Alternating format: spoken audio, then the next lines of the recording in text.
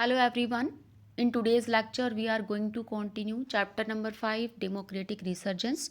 Today's topic is Politics after Emergency.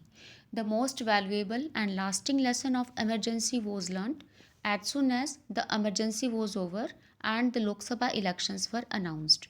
The opposition fought the election on the slogan of Save Democracy. It was understood that the government that are perceived to be anti-democratic are severely punished by the voters by the people. Okay, so Lok Sabha election 1977. Fine.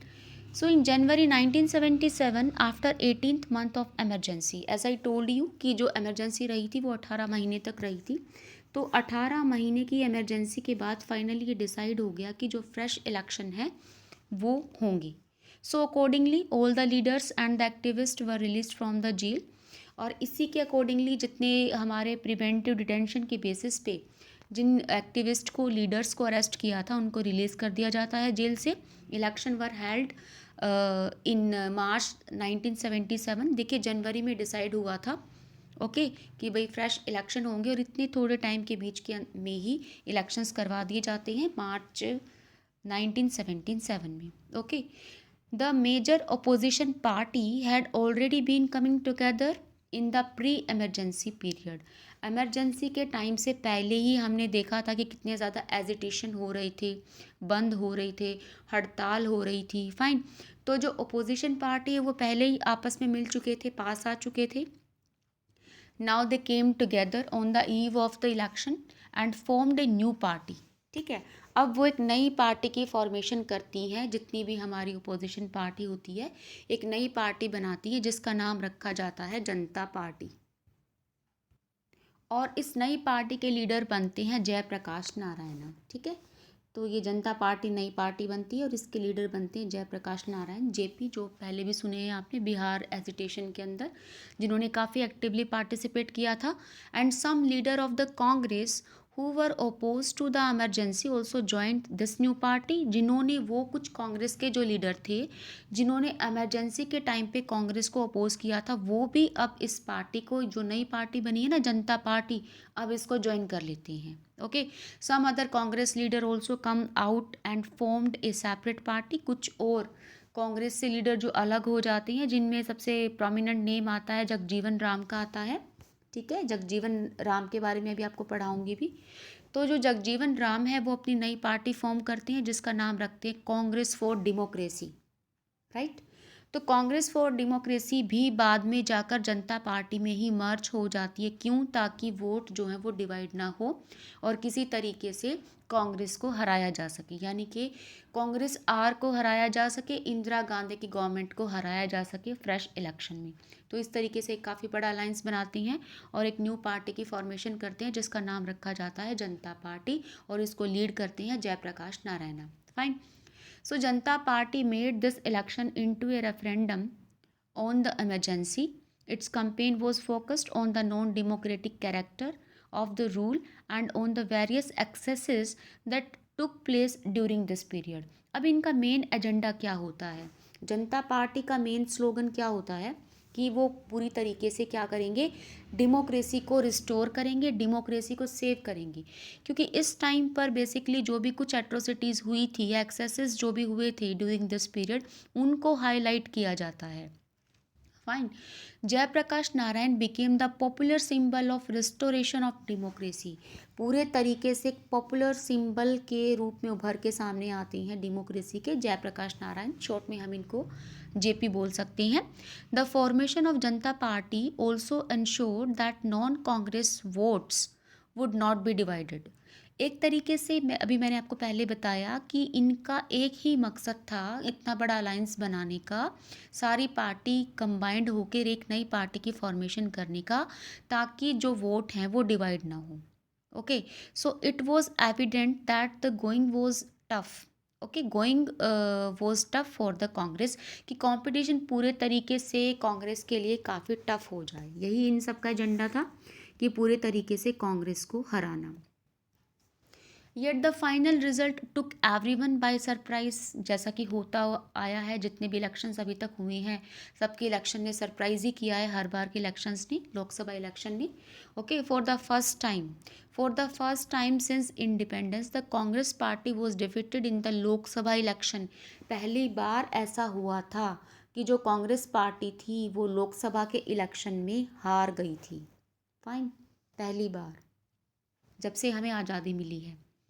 The Congress could win only 154 seat in the Lok Sabha, ये figure आपको, ये digit आपको learn करनी है अच्छे से। And its share of popular vote फैल to less than 35%। Okay, Janata party and the alliance वोन 330 आउट ऑफ 542 सीट। 542 सीट में से जनता पार्टी अपने अलायंस के साथ जीत जाती है 330 seats. Okay, in the Lok Sabha. अभी आगे मैं इसको कंटिन्यू कराऊंगी, उससे पहले ये जो बॉक्स की इन्फॉर्मेशन है मोरारजी देसाई की, पहले वो रीड कर लेती हैं। जो मोरारजी देसाई हैं फ्रीडम फाइटर, क्योंकि जो भी बॉक्स में इंफॉर्मेशन है that are important for the 1 marker questions. Freedom fighter रही हैं, गांधीयन लीडर रही हैं, प्रोपोनेंट रही हैं खादी की। ठीक है, प्रोपोनेंट का मतलब होता है सपोर्टर और वी कैन से एडवोकेट। ठीक है, खादी को इन्होंने प्रमोट किया है। और नेचुरोपैथी में बिलीव करते हैं, जैसे कि 1 मार्कर में आ जाए name the leader who believe in naturopathy या who is the advocate of khadi. तो इस तरह के क्वेश्चंस आपके आ सकती हैं। राइट, चीफ मिनिस्टर रहे हैं बॉम्बे स्टेट के, डिप्टी प्राइम मिनिस्टर 1967 टू 69 तक। एंड जॉइंट कांग्रेस ओ, जब स्प्लिट हुआ था ना कांग्रेस का, after the split of the Congress party. And the prime minister from 1977 to 79। अभी हम आगे देखेंगे कि first prime minister belonging to a non Congress party, non Congress party से जो बिलोंग करते थे वो फर्स्ट प्राइम मिनिस्टर ये रही हैं। तो इनके बारे में ये चीज़ें आपको रिवाइज करनी है मोरारजी देसाई के बारे में। ओके, तो हम पढ़ रहे थे कि कांग्रेस जो थी वो बुरी तरीके से हार गई थी इन लोकसभा इलेक्शन के अंदर, और पूरे तरीके से जो जीत गई थी वो जनता पार्टी, जनता दल हम हिंदी में इसको बोल सकते हैं, जनता पार्टी जीत गई थी। ये देखिए अपने अलाइज के साथ ये जीती थी 330 सीट्स। ठीक है, 330 आउट ऑफ 542 सीट्स में से जीत गई थी लोकसभा के अंदर। एंड जनता पार्टी इटसेल्फ, अगर इसको अपने दम पर अगर जीतने की बात करें जनता पार्टी की, तो 295 सीट्स इसने जीती थी एंड दस इंजॉय क्लियर मेजोरिटी, एक पूरी तरीके से क्लियर मेजोरिटी जनता पार्टी को मिल गई थी। In North India it was massive electoral wave against the Congress. North India में तो पूरी तरीके से सब कुछ ही आपका एंटी कांग्रेस बन गया था। नॉर्थ इंडिया की अगर हम बात करें रादर देन साउथ इंडिया, अभी हम आगे पढ़ेंगे इसके बारे में भी। फाइन, तो the Congress lost in every constituency in Bihar, Uttar Pradesh, Delhi, Haryana and the Punjab. देखिए ये जो 3-4 स्टेट थी ना, यहाँ से तो कांग्रेस का पूरा सफाया हो गया था।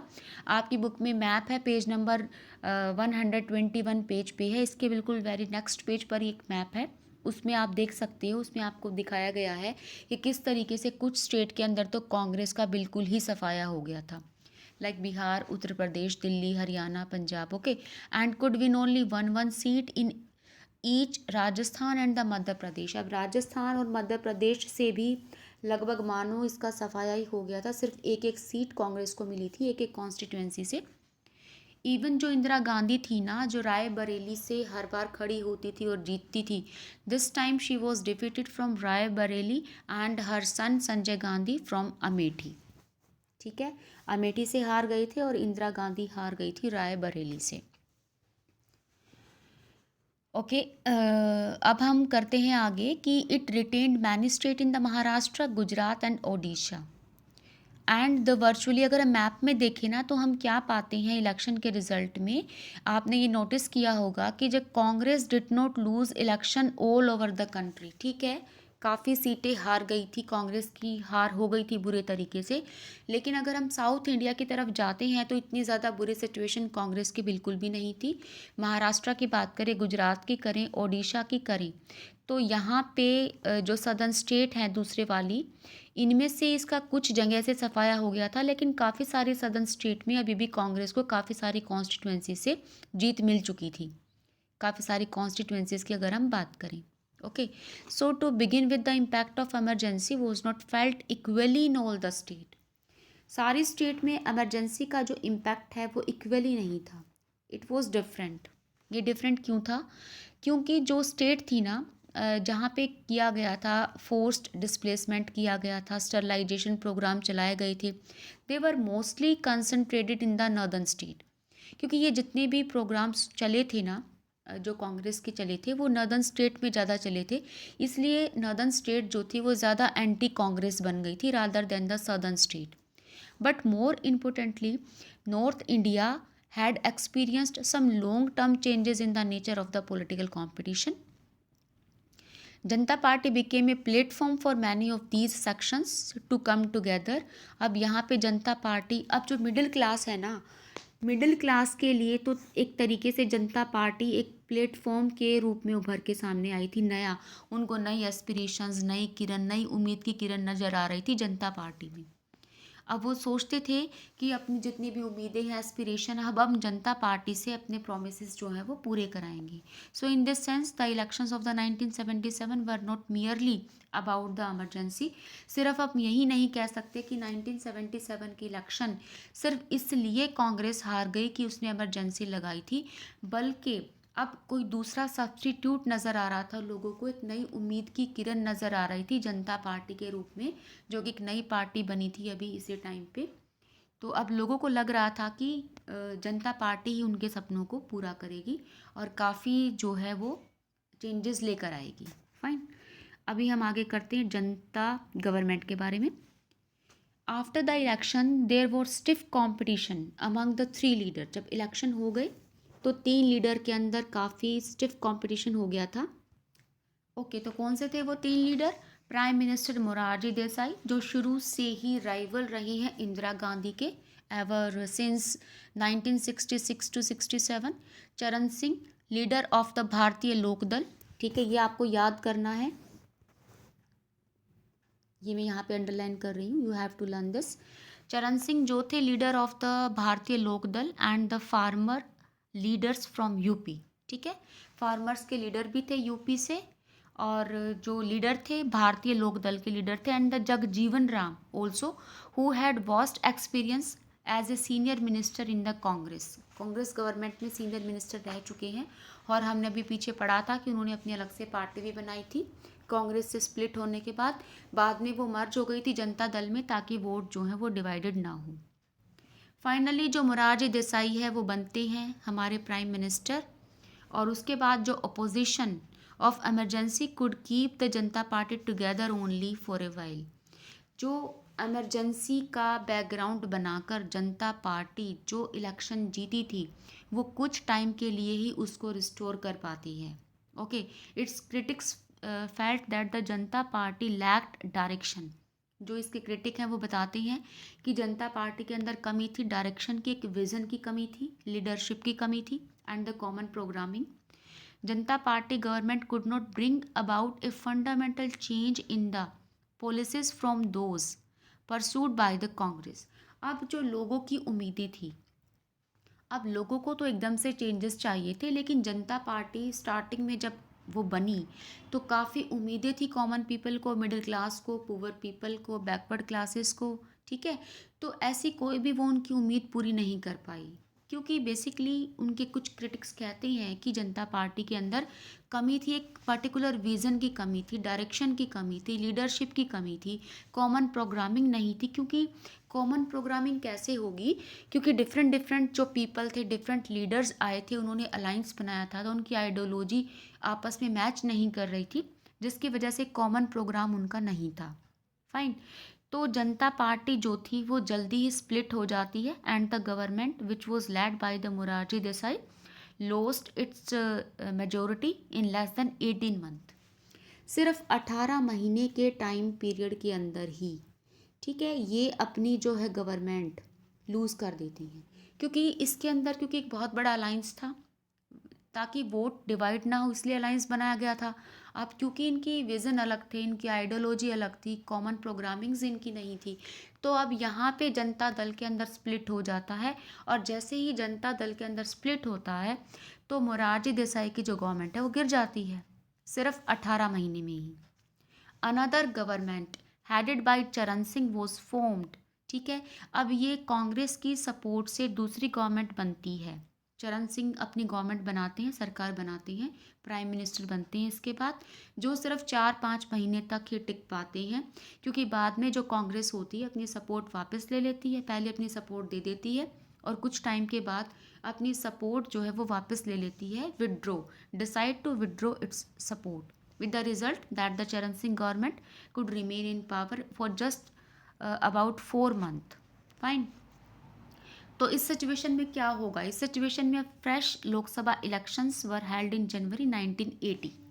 1980 में डिसाइड होता है कि अब नए लोकसभा इलेक्शन जो हैं वो लड़े जाएंगे, इन विच जनता पार्टी सफर्ड ए कॉम्प्रीहेंसिव डिफीट, और बुरी तरीके से अब दोबारा से जनता पार्टी हार जाती है, specially in the north India, जहाँ से उस नॉर्थ इंडिया के अंदर जहाँ से पहले कांग्रेस का सफाया हुआ था, अब जनता पार्टी का भी उसी तरीके से जो है वो सफाया हो जाता है। Congress party led by the Indira Gandhi nearly repeated it's great victory in 1971। जो विक्ट्री 1971 के इलेक्शन में, ठीक है, मिली थी कांग्रेस को, वही विक्ट्री अपनी दोबारा से रिपीट करती है कांग्रेस आर, जो कि इंदिरा गांधी की लीडरशिप में थी, and it won 353 seat and come back to power. In this way this government come back to power with the 353 seat. The experience of 1977 to 1979 taught another lesson in democratic politics. क्या? कि जो गवर्नमेंट that are seen to be unstable और quarrelsome, वो government जो unstable है, जिनका कोई विज़न नहीं है, क्वारलसम है, यानी कि उनकी आर्गुमेंटेटिव है, काफ़ी झगड़ालू है, are severely punished by the voter. ठीक है, ये चीज़ अब बिल्कुल सामने आ जाती है कि जो जिस गवर्नमेंट का प्रॉपर विज़न नहीं होता, जहाँ पे डिसिप्लिन की कमी होती है, लीडरशिप की कमी होती है, they are very much unstable and the quarrelsome, are severely punished by the voters. Fine. तो अभी हमारे बॉक्सेस के अंदर जो कुछ है, that's all about this lecture, this chapter. अब जो कुछ आपका न्यू एडिट टॉपिक है, न्यू एडिट टॉपिक के लिए आपकी सेपरेट वीडियो बनेगी, उसमें नेक्स्ट वीडियो में आपको समझा दिए जाएंगे न्यूली एडिट टॉपिक, और मटेरियल भी आपको दे दिया जाएगा। तो अभी हम डिस्कस करते हैं जो बॉक्सेस के अंदर हमारे हैं, like the Jagjivan Ram. Okay, Jagjivan Ram के बारे में है कि फ्रीडम फाइटर रही हैं and Congress leader from Bihar.